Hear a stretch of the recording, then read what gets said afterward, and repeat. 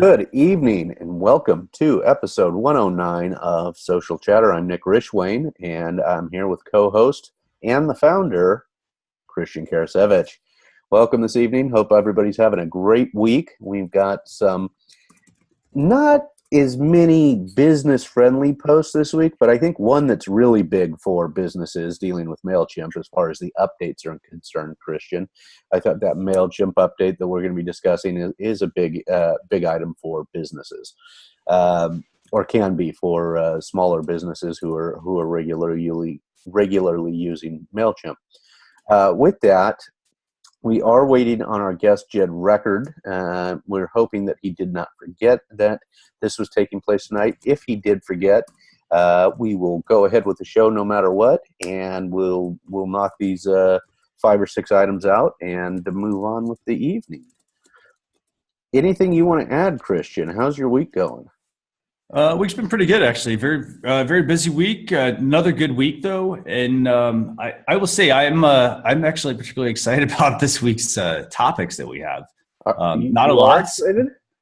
I am. Yes, we've got Really? not a lot, but I think that there's quite a few that are very useful for businesses. Yeah, I just recalled the last one you added on late today, and that one is quite relevant for businesses as well.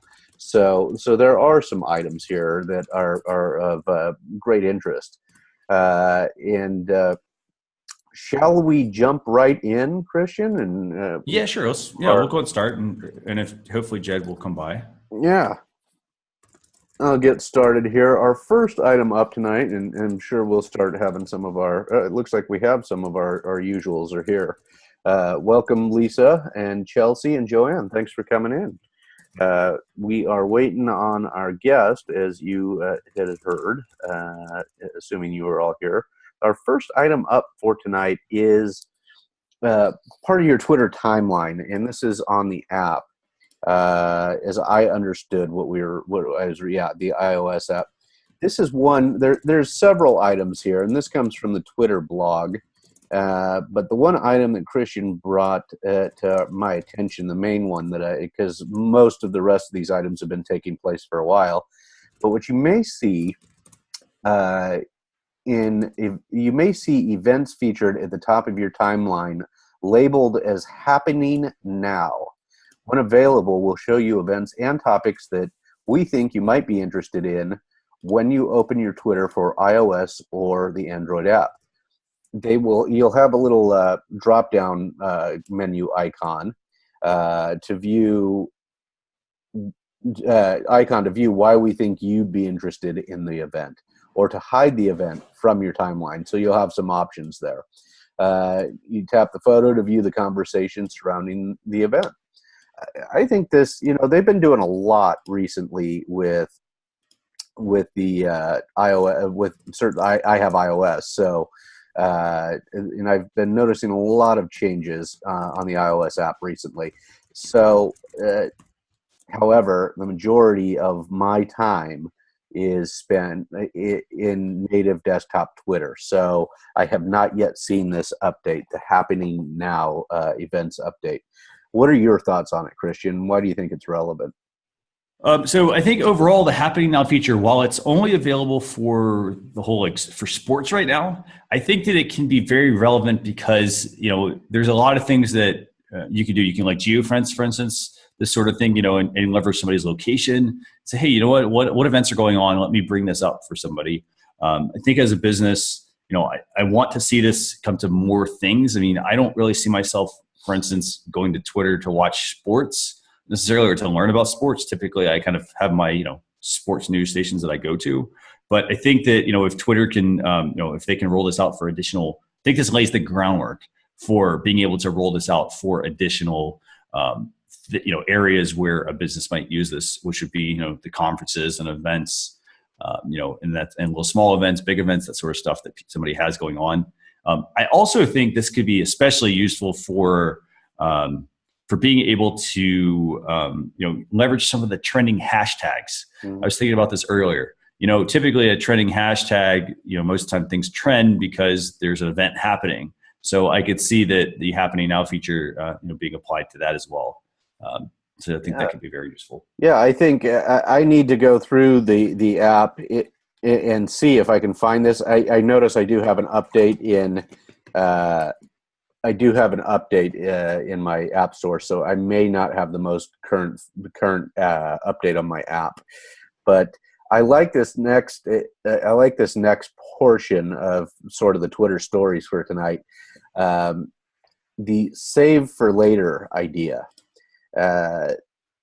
This is really cool because I oftentimes retweet or something to that effect to preserve for later. Now, whether or not I get back to it at a later time is an entirely different issue. But you oftentimes see something, either it's funny or it's informational, or, oh man, I want to keep up with something that somebody in the legal minds group that I participate in, something that they're doing, and I want to remember to take a look at that. Sometimes I'll retweet it. Other times I've seen other people say stuff like in this Twitter moment on this issue, the save for later idea. A lot of people like articles or like tweets so that they can go back and see it at a later time, read about it at a later time. A lot of people direct message tweets to themselves. I oftentimes will actually open up the link that I want to read to, and I bookmark that. So there were a lot of different items that people had requested. Wish Twitter had some. Here's a few of the comments.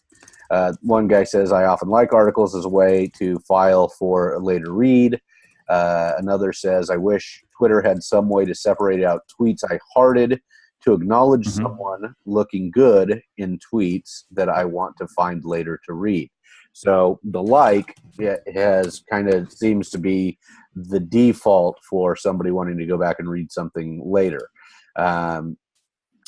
It's not the way I've done it, but that seems to be what the majority of people in this feed said.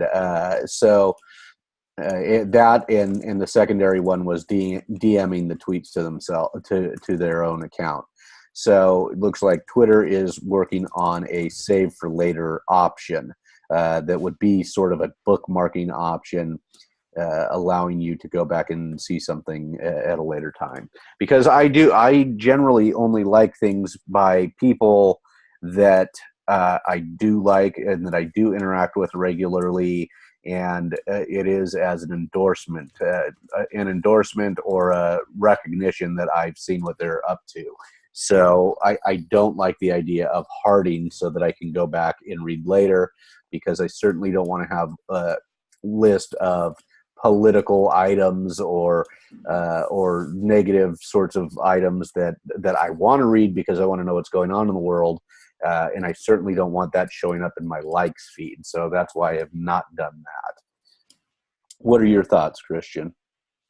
So overall, I here's the thing. I like the idea of, I think that on Twitter, the like button is performing double, even basically triple duty, which I think, that's one thing that needs to change. And if you kind of look back, this could be something that Twitter has actually been working on for a while, because, at one point it was, like you changed the icon, because I think it was favorites, I think at one point, and now it moved to likes, and then hopefully now likes have become,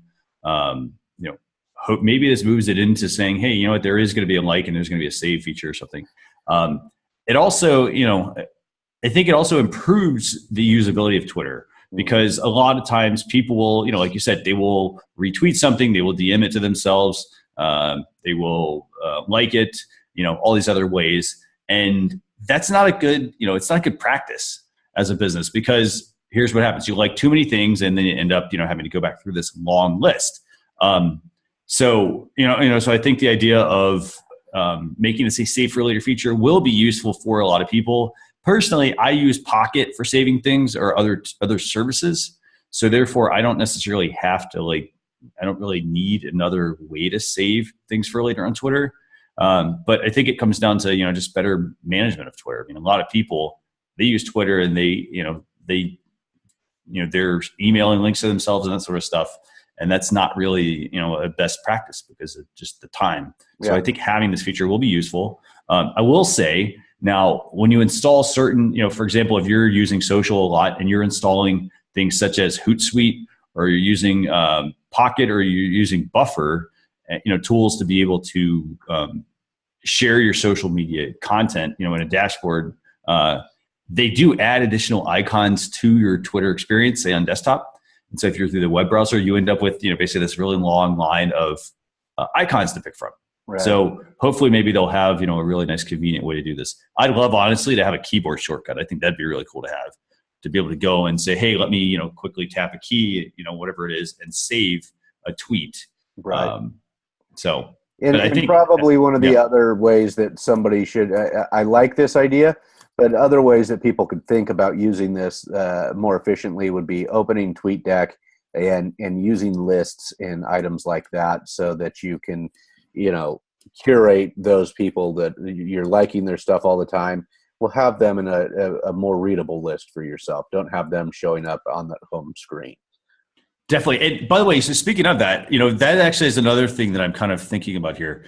I wonder if maybe they could add some context to this.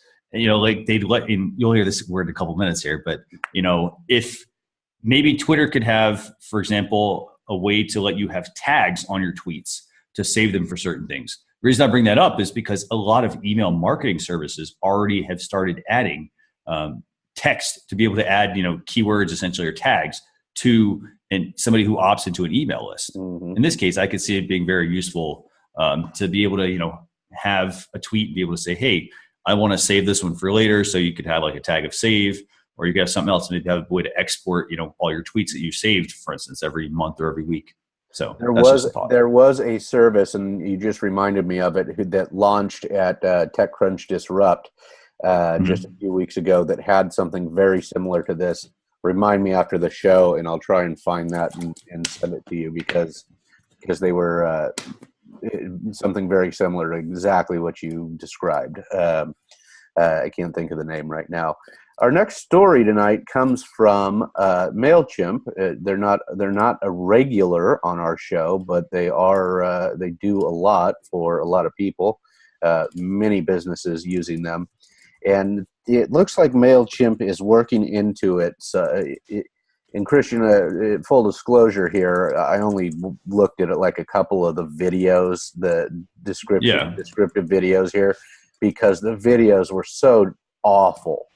They made me uncomfortable. I thought they were so bad. They were just very annoying in my mind. So, but it looks like Mailchimp has come up with this thing called Brain. Marketing automation is like a second brain for your business. The more automations you use, the more powerful Mailchimp Brain will be. So you can scroll down to explore the 10 automations that they're offering to help build your brand.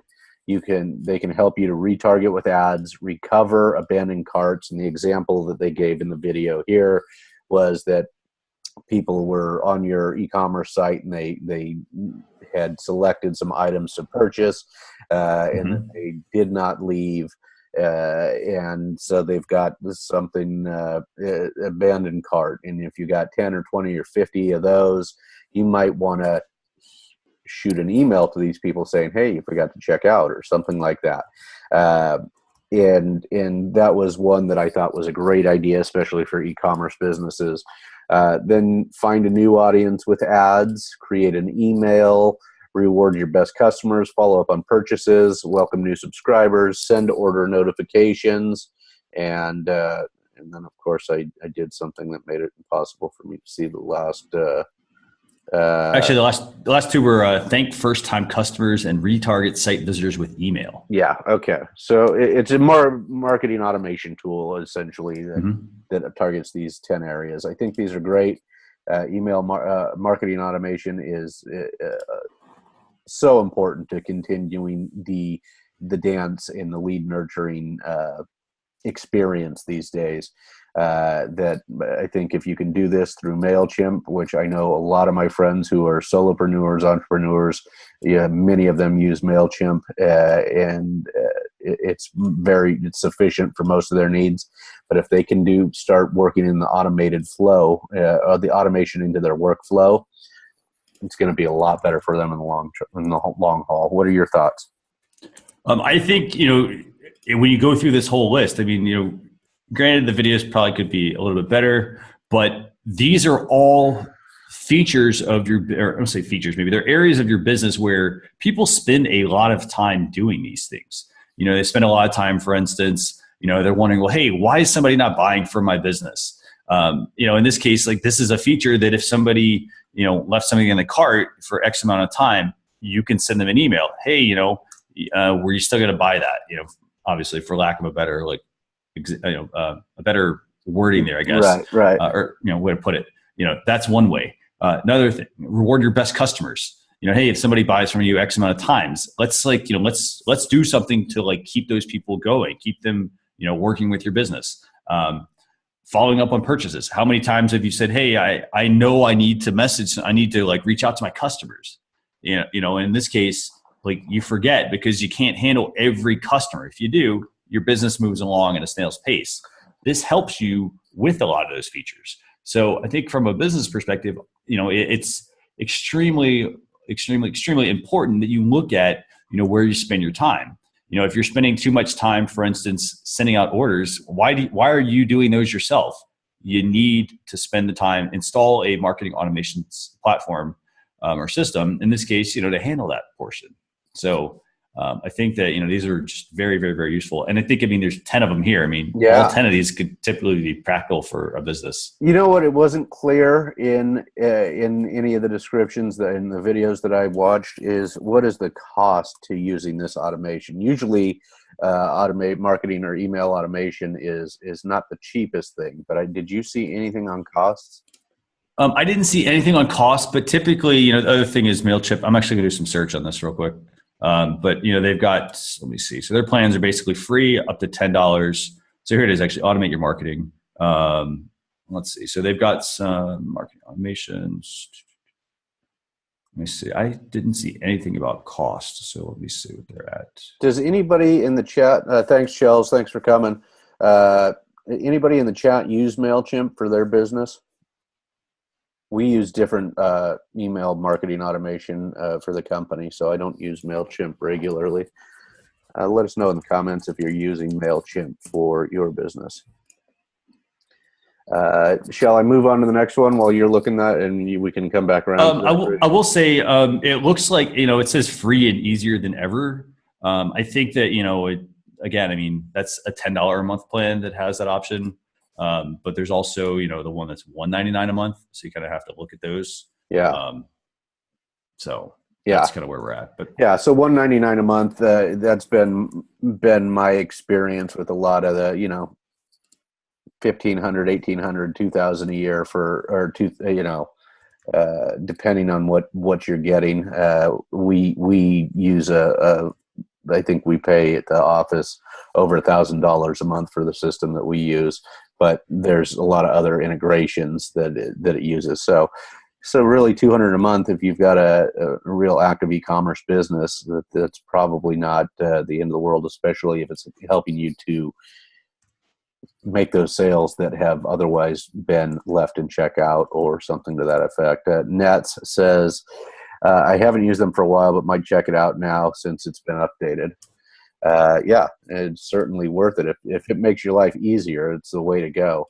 Our next story for tonight is newsfeed.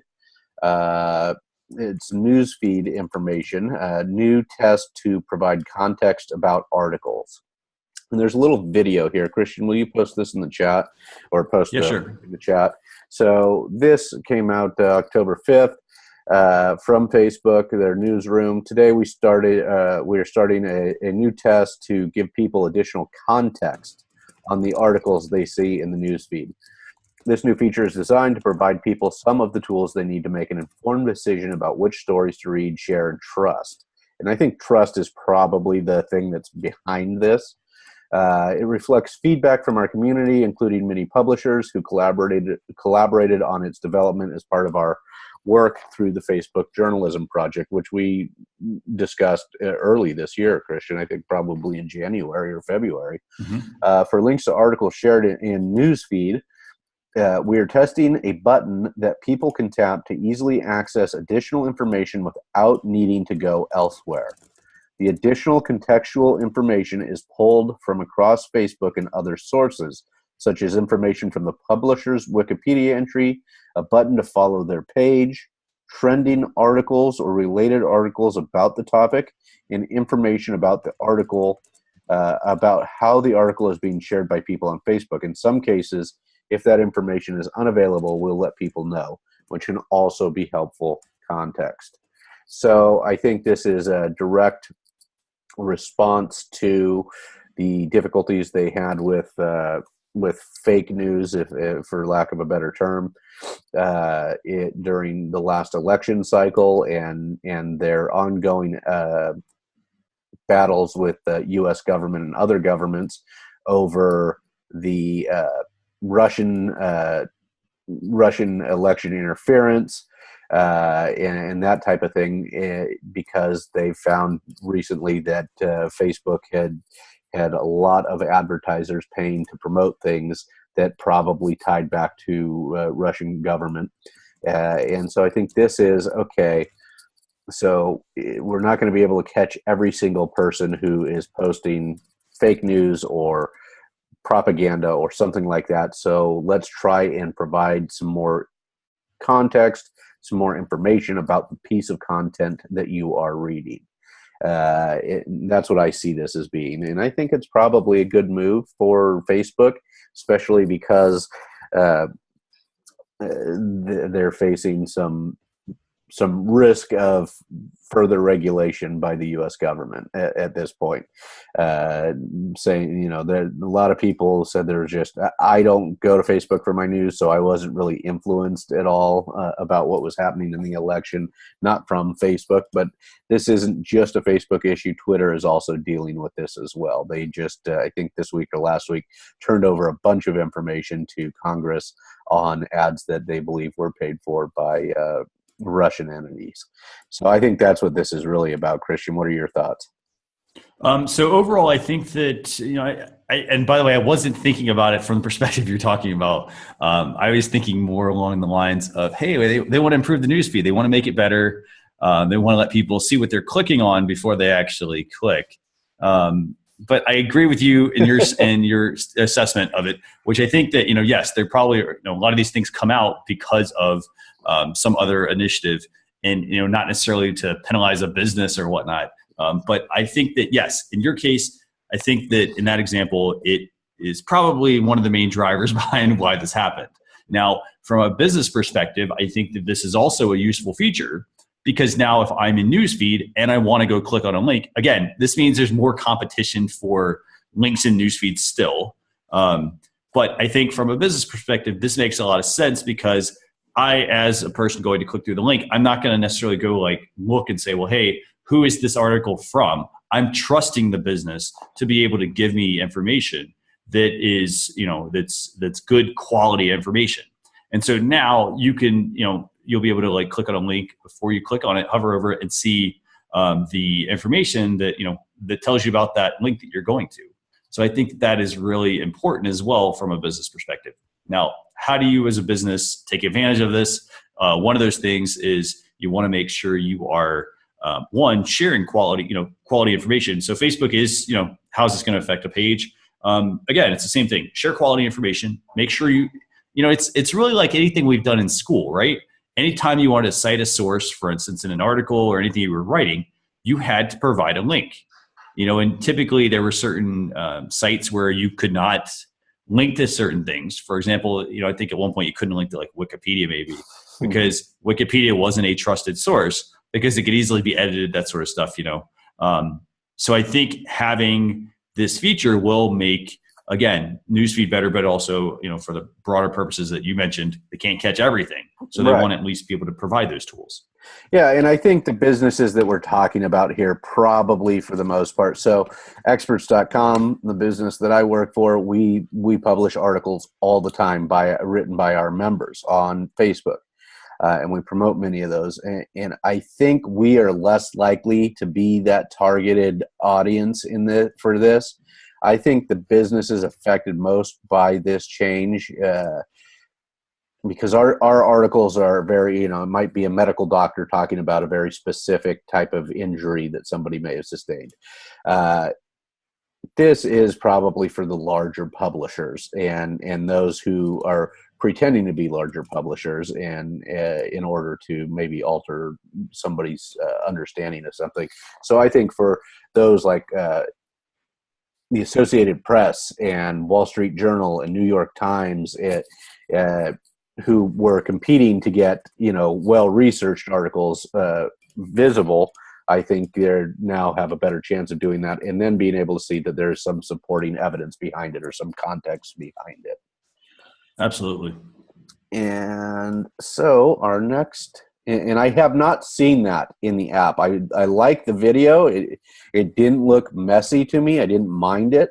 But I have not yet seen this as an option in my newsfeed. Then again, I don't get a lot of news in my newsfeed.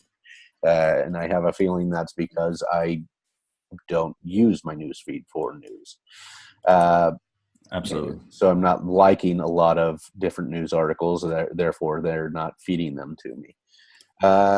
There's a new filter for Instagram, a new face filter to brighten up the moment.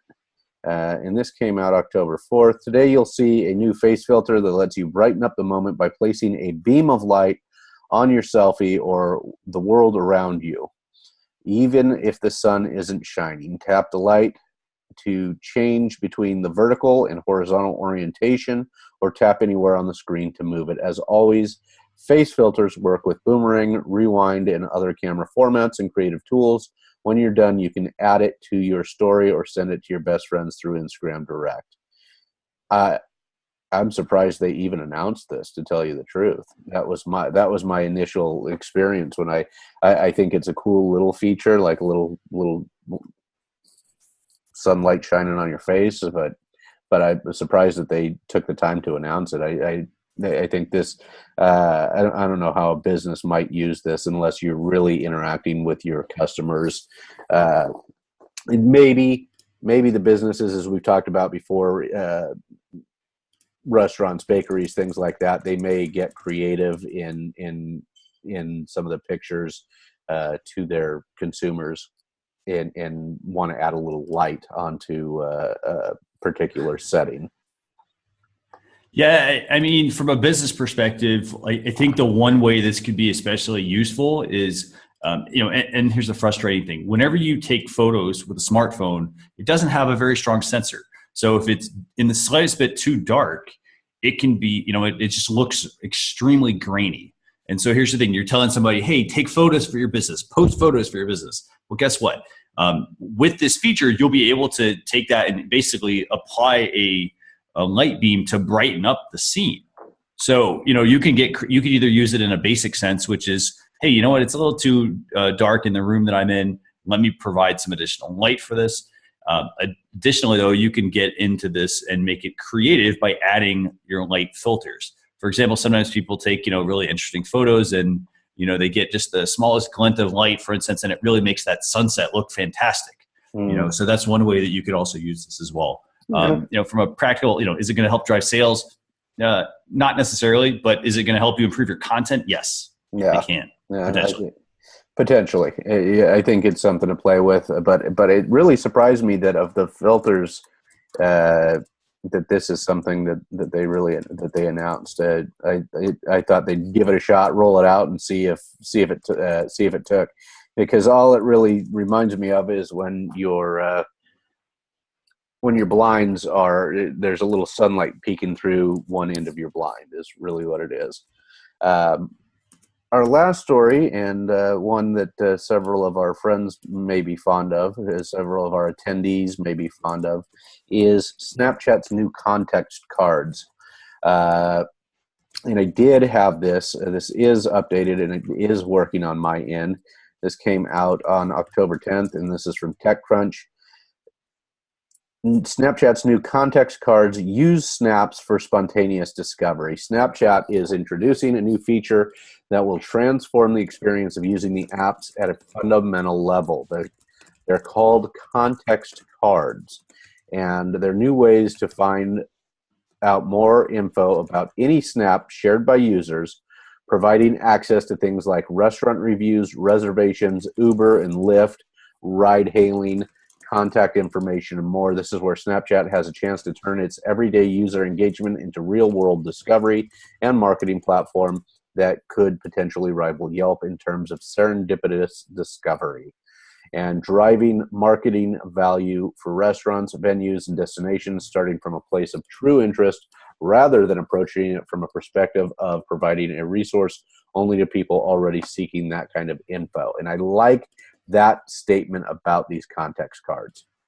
Rather than approaching it from the perspective of providing a resource only to people who are already seeking that. So it's really coming from a place of true interest. If I wanted to find out more information, these context cards work similar to Snapchat's marketing tools work for their existing paid campaigns now, which can do things like offer up links to stories for publishers. When users swipe up in their stories, you'll see the same more link at the bottom of your stories you're watching, but when you swipe up, they'll have info automatically populated from Snap's partners on context card, and their partners include TripAdvisor, Foursquare, Michelin, Goop, OpenTable, Uber, Lyft, and more. So I did it. I did a swipe up for our local university, University of the Pacific. I went to one of their snaps, and then I did a swipe up, and it gave me the hours of operation. It gave me when they open up again tomorrow at 8 a.m. Gave me some restaurants near the university campus, and then pointed me into a couple other directions related to that and related to the city that I'm in. So that I thought was interesting. I have to get used to using it, but I think next time I'm in San Francisco and I'm at an event or something like that, I think it would be a faster way for me than having to go and find my Yelp app because I'm much more likely to be using Snapchat than I am to be using Yelp. So I think this is something that I would probably get used to using. What are your thoughts? I agree 100% with that statement, with the fact that it's something that people are going to people are going to have to get used to doing this. I think that it makes sense though to be able to pull up this information on certain snaps, to get this right from there without having to say, well, hey, now I have to go launch Uber, or now I have to launch Lyft, or let me go pull up Yelp and look at that review. Like I shouldn't have to do that. We're getting to a point where, and technology is changing extremely rapidly here. Yeah. But as a business, I should not have, or as a person on Snapchat, I should not have to go now open an additional app. I need the app installed, on my device, but I should be able to pull that information in right there. Now, from a business perspective, you're going to want to make sure that all your properties on the web are correct, because they're basically going across these properties and pulling back the information that's there. Right. So, for example, if your Google listing is not correct, by the way, we mentioned that a couple of weeks ago on Google, that you could edit your business listing. Go and do a Google search for your business. Does it show up? Make sure that it's correct. Is my business on Yelp? If it is, claim your business. Claim your business and then correct that information. Make sure the information is right, because you don't want to send somebody to the wrong location, for example, for your business if it's not right. It makes your business look bad. It says, hey, your business isn't on top of things. Right. I agree. I think this could be a very good move for Snapchat, and their stock price has certainly been experiencing it in the last couple of days.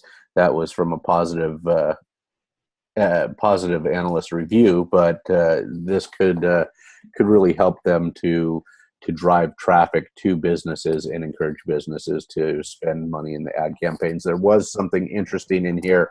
It's not going to appear in every snap, however, if you were worried about that.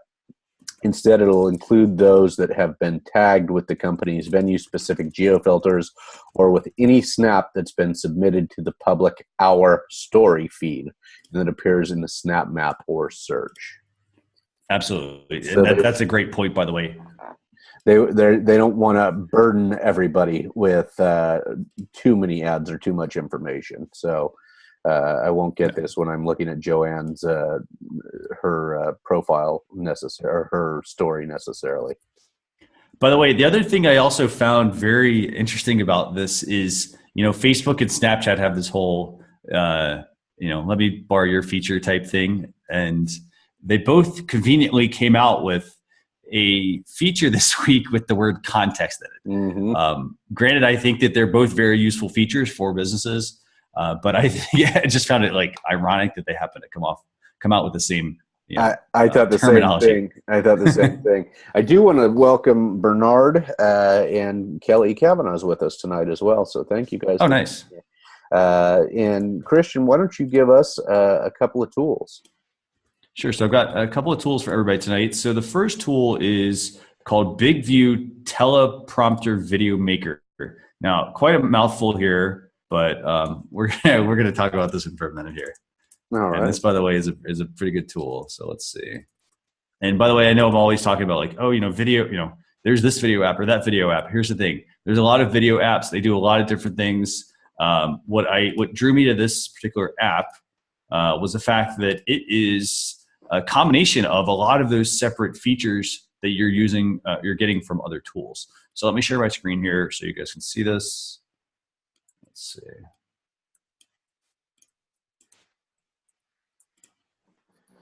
Okay, so what you should see is the BigVU Telepromoter Video Maker app. So basically one of the main features of this is it is a teleprompter. Anybody who's sitting there looking at camera, and you're trying to look at the camera, but you're also trying to remember your script, this app can help you basically with that. It helps you see what's going on, like what your script is, but it also has some really great, obviously you've got social ability, one-click post to social, but you could also do some video editing so you can make, of course, they're kind of pushing the whole sound thing, make your video sound and look professional. They've got, the ability to add titling, for instance, so you could have like a lower third that comes up during a video, adding some music, doing video in video. Again, also one-click green screen backgrounds as well. So if my background, for instance, was all green, I could do all of this right from the BigVU Telepromoter video maker app. So, so that's tool number one for everybody today. Excellent. So I get this back over here for everybody. There we go. So that's tool number one. And have you had, do you do any sort of video editing at all, Nick, from your mobile device? Very little, and certainly not from my mobile device when I do it. Okay. So that's the first tool. And the second one we have for you this week is called Refined. Now, Refined is another, and I brought this up because we were talking about, bookmarking. Uh-huh. And bookmarking is important for being able to, save tweets and that sort of stuff, right? So, so this one is called Refined. And what it does is it makes it easy for you to, in their case, they say discover, save, and read what's worth your attention. Now, I bring that up because here's the thing. A lot of times people save too much stuff. They save all these links, and then what ends up happening is you end up with too many articles to try to have to go sift back through. Right. So what this one does is it helps, it's a discoverability app, so it helps you only find the best things. You could follow people and their interests and that sort of stuff as well. So if somebody is sharing some really good content, that might be a good person to go and follow to make sure you get that content. But also you could save it right from your device. So you just hit the share icon at the bottom of your iOS device. You'll look for the Refined icon, and then it'll save it there. But then you also, what's also neat is you can also see how many people have saved this as well. So if it's something that's getting a lot of saves, hey, that's something I might want to go read. And then it's easy for you to go and find it later on. Now, I do want to also bring one other thing up. And the reason why I want to bring this up is because a lot of people will look at this and say, well, hey, I'm already using a bookmarking tool, or I'm already using Pocket for save for later. Why should I use this? And so the reason I'm bringing this up is, and this is actually really interesting, typically companies don't go and tell you, they're coming out with a tool that is they're coming out with a tool that, that has other competitors in it, Well, so what this company has done, Refined, is they've actually put together this really neat flow chart. Now, this probably sounds like, oh, it's kind of boring, but here's what they basically have done here. So they have gone through and said, well, hey, you've got a new link. Is this something that is, promising? Basically, is it worth reading? If you say yes, do you want to read it now? If you say yes, I want to read it. We're still seeing BigVU. Are you showing us something on? Let me actually swap screens in 1 second. Yeah, I was actually sharing a flow chart. Let's see. Here we go. There we go. Sorry. So they put together this handy flow chart, and their flow chart is showing you how you would use Refined with Pocket to decide what you want to save for later. So basically, you'd be using two tools. But with Refined, something I want to read, yes. Do I want to save it? Is it something I consume now or save it for later? If I want to save it for later, I put it into Refined, and then I can go and find it on search or decide to read it later on. Now, from the Pocket perspective, do I want to read this soon versus later on? So if it's like, hey, read soon, if the answer is no, put it in Refined. It basically becomes your big filing cabinet. Okay. If it's something that I want to read now, I want to put it in Pocket. I can read it, and then I can decide if I want to save it for later and put it into Refined. So they're giving you essentially, they're saying, hey, you know what? We're not going head to head with this company. We're actually using them together, and this is how we're using them. So I found that a very interesting take that a business would do, because most businesses, like I said, don't go and say, well, hey, yeah, we actually use both tools. This is how we use them. So I'm really glad that they actually went and did that. Excellent. And that's it for this evening. Thank you, everybody. That is, yes. For being here. Appreciate it. Bernard, welcome. I don't think I've seen your name in the room before, so I'm glad you're here. Appreciate it. Kelly, thanks for showing up. Haven't seen you in a while.